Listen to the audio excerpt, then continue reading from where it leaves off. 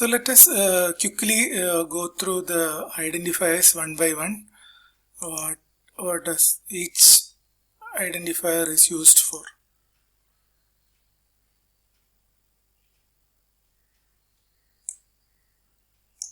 So first one, okay, this is a requirement for identifier which we have already discussed. Let's skip this. So why we need things to have identifiers? So the easiest thing is, as our classroom example, if you take out a chair or any item from the campus, the security can easily identify from which block it was taken, because there is a tag which allows you to locate its actual expected position in the campus. So asset tracking, let's say because of some placement activity, all the chairs from AB3 is taken to CIR.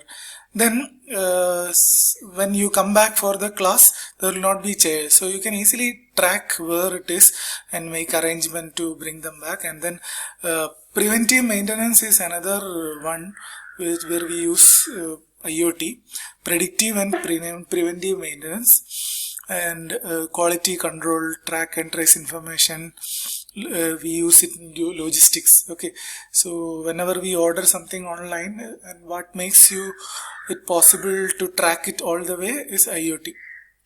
So logistic mainly heavily uses IoT solutions.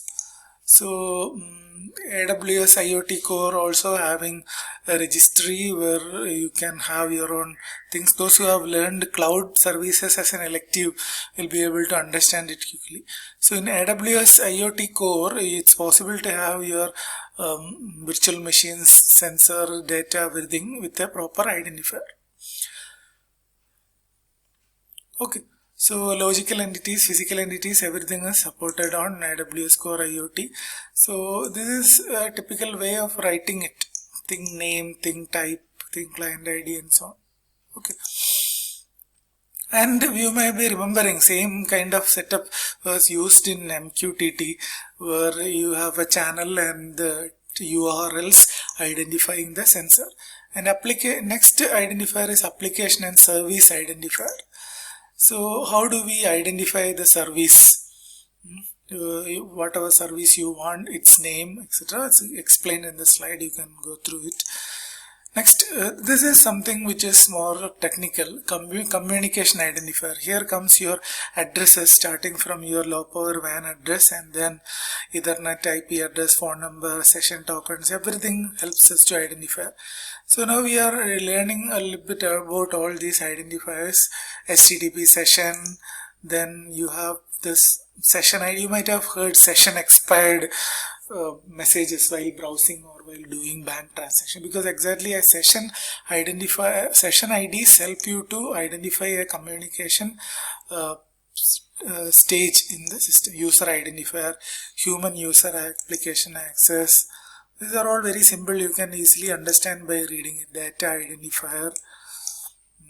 Then we have AWS device view, digital twin.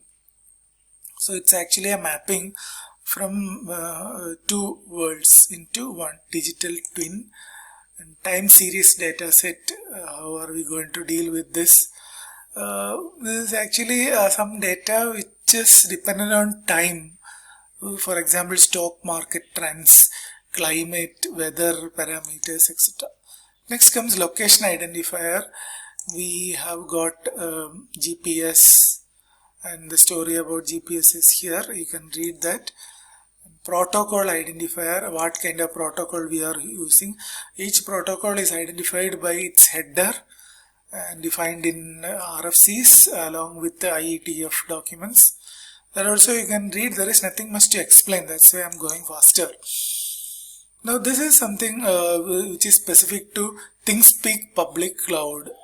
The way ThingSpeak is also a public cloud, similar to your Adafruit, with more cloud-based analytics features. You can explore and see whether it can be used in your use case. So from the ThingSpeak jargon, they have got channel, field, status, location, feed, write API, read API. These are all almost same purpose as we use in the Adafruit. Okay, next one comes is the okay, that's all. You can read more about this on IoT identifiers in IoT. So that's all for today's lecture. This lecture is more of descriptive in nature. So I have not made an attempt to read every slide. You can read it, make notes and refer further and have a better understanding. Thank you.